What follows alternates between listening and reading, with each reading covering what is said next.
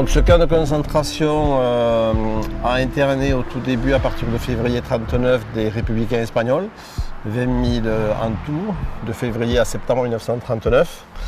Et en même temps, ils ont été 15 000.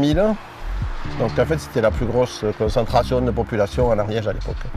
Et ensuite, à partir d'octobre 1939, il a interné des étrangers indésirables, dont évidemment des Espagnols aussi. Là, on estime à 15 000 étrangers indésirables.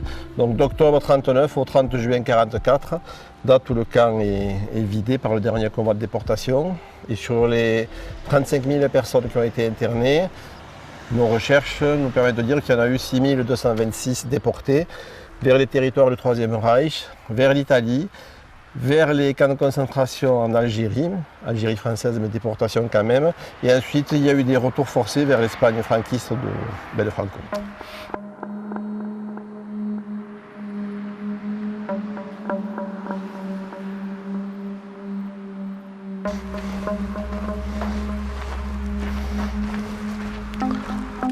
C'est parti.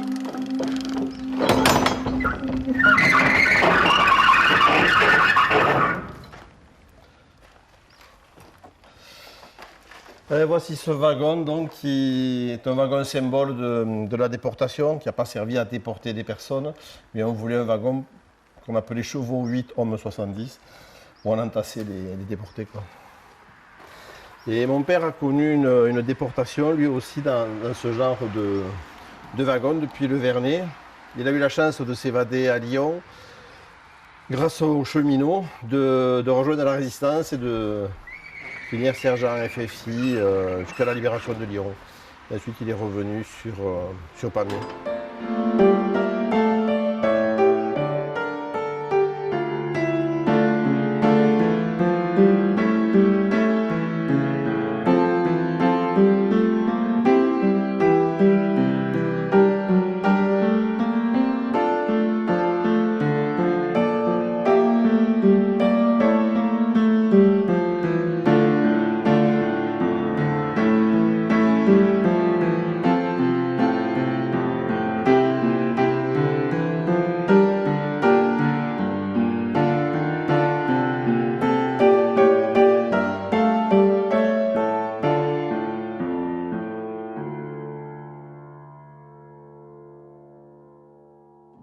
On a 650 dessins de cet artiste, c'est notre plus gros fonds et qui était vraiment un artiste qui faisait de tout, de la craie, de l'aquarelle, de la peinture, de la gouache, du crayon.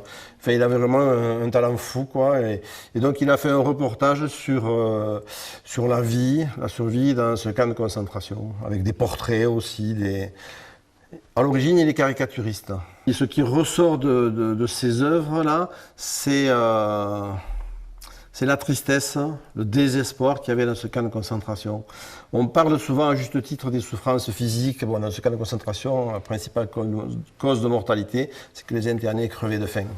Mais après, il y a toutes les souffrances psychologiques qui sont plus difficiles à apercevoir et à mettre en valeur. Et là, c'est vrai que quand on voit certains dessins, c'est ce qui ressort, quoi. En fait, ce désespoir, il est lié à quoi? À cet internement administratif. On sait quand on rentre dans un camp de concentration, on ne sait pas quand on va en sortir parce qu'on n'a pas été jugé. Et puis, au fur et à mesure que les déportations se sont déroulées, on voit partir des camarades un jour, le lendemain ils ne sont plus là. Puis après, quelques temps après, d'autres camarades s'en vont. Et donc forcément, l'interné se dit, bon, quand est-ce que moi, je vais partir? Où je vais aller, je ne le sais pas.